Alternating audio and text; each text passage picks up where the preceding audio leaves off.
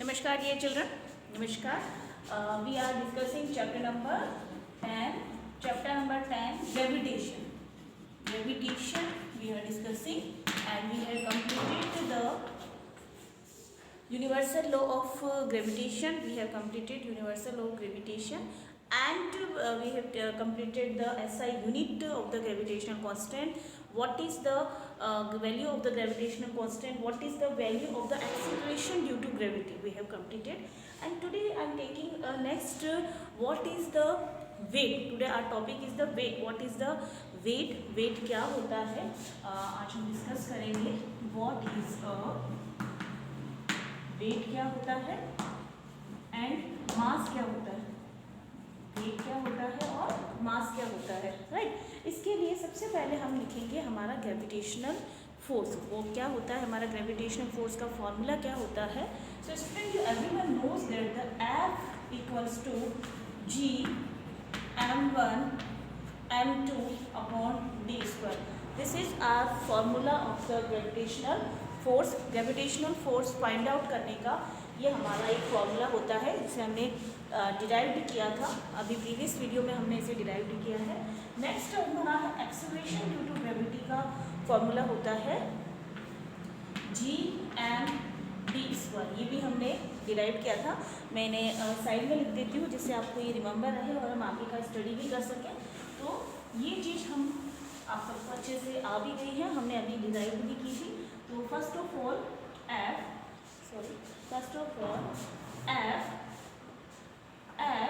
Equals to G m1 m2 upon d square and G capital G m and d square.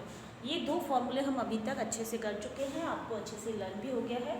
F means gravitational force, capital G gravitational constant, m1 and m2 mass of the object. Two objects हैं जो कि आपस में gravitational force experience कर रहे हैं. m1 and m2 gravitational मास हैं object के. d इनके बीच की डिस्टेंस है. Small g acceleration due to gravity है. Capital G again constant, m mass है और d इनके बीच की डिस्टेंस है, राइट. नेक्स्ट हम स्टूडेंट देखते हैं कि क्या जब हम बात करते हैं, हम एग्जाम्पल लेते हैं हमारे अर्थ का. ये हमारी अर्थ है, इसको हम थोड़ा कंपेयर करेंगे, आपको इसे इजीली समझ में आ जाए. ये अर्थ है हमारी, right. This is our earth. और हम बात करते हैं कि इस अर्थ पे कोई पर्सन ए यहाँ खड़ा है, ठीक है. हम बात करते हैं कोई पर्सन है, वो ए यहाँ पे खड़ा है, और ए जब यहाँ पे खड़ा है तो हमारी अर्थ पे, तो एक बात तो हो जाएगी हमारे अर्थ का मास. जब हम बात करते हैं कि ग्रेविटेशनल फोर्स लग रहा है वो किन्हीं दो ऑब्जेक्ट्स के बीच में लगता है. एक m1 होता है और एक m2 होता है. यहाँ पे ये जो फोर्स एक्सपीरियंस हो रहा है, तो ये दो ऑब्जेक्ट कौन से हो गए, एक हो गया हमारी अर्थ और एक हो गया हमारा कोई पर्सन. इस पर्सन को सपोज हम कोई नाम दे सकते हैं, या इसको हम मान लेते हैं कि पर्सन ए है, या हाँ A1 मान लेते हैं, या ए मान लेते हैं कि पर्सन कोई ए है. इसका मान लिया कि ये ए पर्सन है जो कि अर्थ पे खड़ा है और ये हमारी अर्थ का मास है. अब जब ये अर्थ पे खड़ा है तो अर्थ एक एक्सपीरियंस कर रही है. अर्थ पे खड़े होने की वजह से ये एक फोर्स एक्सपीरियंस कर रहा है. ये एक ग्रेविटेशनल फोर्स एक्सपीरियंस कर रहा है. वो कौन सा एक्सपीरियंस करेगा, कैसे हमें कैसे पता चलेगा कि अर्थ की वजह से ये पर्सन जो है वो कितना फोर्स एक्सपीरियंस कर रहा है.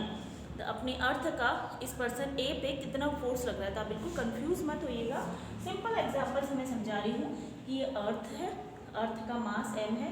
क्योंकि कोई ऑब्जेक्ट होते हैं वो आपस में अगर अट्रैक्ट हो रहे हैं तो उनके बीच में दो पार्टिकल होते हैं, उनका मास होना ज़रूरी है.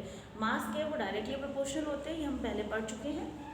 यहाँ पे इनका मास, अर्थ का जो मास है वो है m है, और यहाँ पे जो पर्सन खड़ा है उसका मास हमने कह दिया, उसका मास वो ए पर्सन ए है, उसका मास दूसरा हो जाएगा m2 हो जाएगा, m1 हो जाएगा. इसका मास हम मान लेते हैं m1 और इसका मास हो गया m.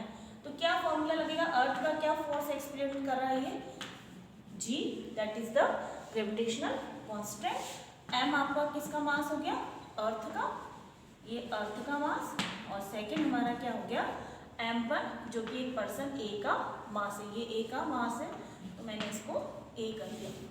N A D square. इस तरीके से आप ग्रेविटेशनल फोर्स निकाल सकते हो। ग्रेविटेशनल फोर्स एक्सपीरियंस हो रहा है पर्टिकुलर ए पर्सन पे। सपोज अब मैंने मान लिया कि यहीं पे एक पर्सन बी भी खड़ा है, हमने मान लिया है कि यहाँ एक पर्सन बी खड़ा है, तो इसका मैंने मान लिया मास क्या होगा m2, बट अर्थ का मास तो सेम ही रहेगा, अर्थ का मास तो सेम रहेगा। और इस पर्सन को मैंने मान लिया कि ये m2 है। ये ग्रेविटेशनल फोर्स, इसका अर्थ का ग्रेविटेशनल फोर्स कितना लगेगा बी पे, वो हम देखते हैं सेम। अब पहले हमने बात की कि ए पे कितना लग रहा है, अब ये कि वो बी पे कितना लग रहा है। तो एफ जी एम, अर्थ का मास तो सेम रहेगा, अर्थ के मास में तो कोई चेंजेस नहीं है। सेकेंड हो गया हमारा मास बी का हो गया एंड डी स्क्वायर। तो स्टूडेंट यहाँ पे हमने एक चीज़ नोट की कि कुछ चीज़ बिल्कुल कॉमन है, इसे हम कैपिटल वन लिखते हैं क्योंकि ये कॉमन है। यहाँ पे हमने एक चीज़ ऑब्जर्व की कि जब हम इस तरह से ग्रेविटेशनल फोर्स निकाल रहे हैं, ग्रेविटेशनल फोर्स निकाल रहे हैं, हम अर्थ का देख रहे हैं, अर्थ पे एक पर्सन ए, यहाँ एक पर्सन बी यहाँ पे है। जब हम ग्रेविटेशनल फोर्स निकाल रहे हैं तो ये वाली जो यूनिट, ये वाली जो कॉलम है कैपिटल जी एम डी, ये सब में कॉन्स्टेंट आ रहा है, राइट। तो इसको हमने क्या नाम दे दिया है जी, इसको हमने क्या दे दिया G M D square, that is the acceleration due to gravity. What is this? This is the acceleration due to gravity. ये क्या है हमारा acceleration due to gravity है, जो कि हमने अभी निकाला था। हमारा फॉर्मूला क्या है g, g equals to capital G M N D square है, और ये यहाँ पे कांस्टेंट है। अब हम बात करते हैं कि ये जो जी होता है इसकी वैल्यू अलग अलग होती है। इनकी वैल्यू हमने देखा था मून पे अलग थी और हमारी अर्थ पे अलग है। What is the value of G in our earth? हमारी अर्थ पे जो वैल्यू है that is the 9.8 meter per second square. 9.8 meter per second square होती है हमारी अर्थ पे जी की वैल्यू। एंड मून पे कितनी होती है? मून पे होती है अर्थ ग्रेविटेशनल मून, हमारी अर्थ का 1/6 पार्ट होता है। हमारे अर्थ का कितना होता है 1/6 पार्ट होता है। एक्सेलेरेशन ड्यू टू ग्रेविटी हमारी अर्थ पे जो होती है वो होती है 9.8, और हमारी अर्थ के पार्ट का जो वैल्यू होती है वहाँ पे होती है मून पे जो होती है एक्सेलेरेशन ड्यू टू ग्रेविटी हमारी अर्थ के का 1/6 पार्ट होता है। सपोज ग्रेविटेशनल फोर्स या किसी कोई ग्रेविटेशनल फोर्स अगर 10 मानने से तो भी 1/6 होगा। यहीं पे एक चीज़ आती है वेट। वेट क्या होता है? वेट क्या होता है? W equals to M G. पहले आप ये नोट डाउन कर लीजिए स्टूडेंट्स, ये रजिस्टर में नोट डाउन कर लीजिए सभी, इसको रफ कर देते हैं। ये नोट कर लीजिए आप, F equals to G M earth M A D square. एक मैंने माना है एम ए माना है, एक मैंने एम बी माना है। यहाँ हम इसको मानेंगे small G acceleration due to gravity, clear. और जी की वैल्यू 9.8 होती है अर्थ की, और मून की हो जाएगी 1/6। ये नोट कर लीजिए आप students. So next is what is the weight? Weight W equals to M G. Here m equals to mass, m क्या होता है? मास होता है, and g is a acceleration due to gravity. g यहाँ पे क्या है? एक्सीलरेशन ड्यू टू ग्रेविटी है। स्टूडेंट ये हमने देखा यहाँ पे कि लेकिन g की वैल्यू तो अलग अलग होती है, अर्थ पे अलग है, प्लेनेट पे अलग है। जिस प्लेनेट का जितना मास होगा उसकी उतनी ग्रेविटी होगी। तो यहाँ पे मास तो इक्वल रहेगा। जब हम वेट मशीन में देखते हैं तो हमारा जो वेट होता है वो केजी में आता है, क्योंकि वो उसको उस तरीके से सेट किया हुआ होता है। लेकिन एक्चुअल में जो हमारा वेट है उसके साथ ग्रेविटेशन भी मल्टीप्लाई होता है, एक्सीलरेशन ड्यू टू ग्रेविटी भी मल्टीप्लाई होती है। अब हम बात करते हैं क्या हमारा वेट, यहाँ क्वेश्चन आया हमारे माइंड में कि क्या हमारा जो वेट है वो सभी प्लेनेट पे, ईच एंड एवरी प्लेनेट पे क्या इक्वल रहेगा? क्या सेम रहेगा हमारा वेट एवरी प्लेनेट पे? नो, ऐसा नहीं होगा कि ईच एंड एवरी प्लेनेट पे हमारा वेट सेम रहे। हमारा वेट डिफ़र करता है planet to planet. Acceleration due to gravity के अकॉर्डिंग हमारा वेट डिफर करता है, राइट। अब हम बात करते हैं सबसे पहले जैसे हम बात करते हैं कि हमारे जो अर्थ का जो स्ट्रक्चर है वो सब तरफ एक जैसा नहीं है, कहीं पे अलग है, कहीं पे अलग है। वो बिल्कुल इस तरीके से है, हमारे अर्थ का स्ट्रक्चर थोड़ा सा अंडाकार है। तो ये इक्वेटर पे तो रेडियस जो होती है वो ज़्यादा होती है और पोल की तरफ कम होती है।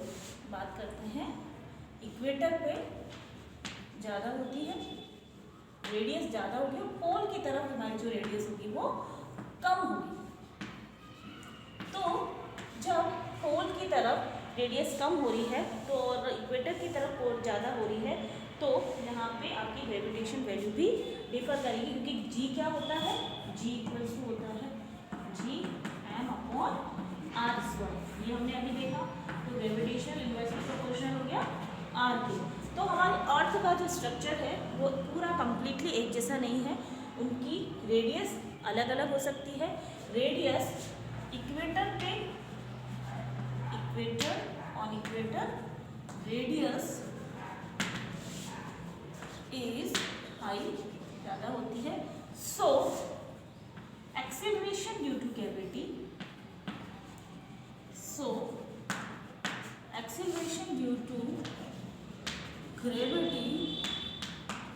हो जाएगी less, acceleration due to gravity हो जाएगी लेस। और यही ऑन पोल पे रेडियस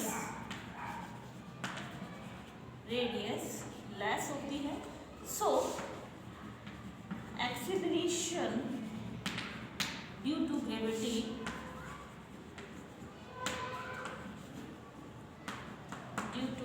होगी हाई। अब जब रेडियस हो गई लेस और एक्सेलरेशन ड्यू टू ग्रेविटी हो गई लेस, सो वेट भी इंक्रीज होगा। सो वेट ऑल्सो इंक्रीज होगा। वेट क्या होगा, increase, because due to gravity आपका लेस है तो वेट भी आपका वेट भी आपका क्या हो जाएगा, लेस। जी की वैल्यू लेस होगी तो वेट भी लेस, वेट ऑल्सो क्या हो जाएगा, लेस हो जाएगा, क्योंकि वो वैल्यू आपकी कम हो जाएगी। सो वेट भी आपका लेस होगा। अगेन ध्यान दीजिएगा, हमारी रेडियस जो है, हमारी अर्थ की जो रेडियस है वो हर जगह सेम नहीं होती है। रेडियस चेंजेस होगी तो हमारे वेट पे भी डिपेंड आएगा। अगर acceleration due to gravity less होगा, जी की वैल्यू लेस, सो वेट भी लेस होगा, कम होगा। और जी की वैल्यू हाई, सो वेट भी हाई होगा।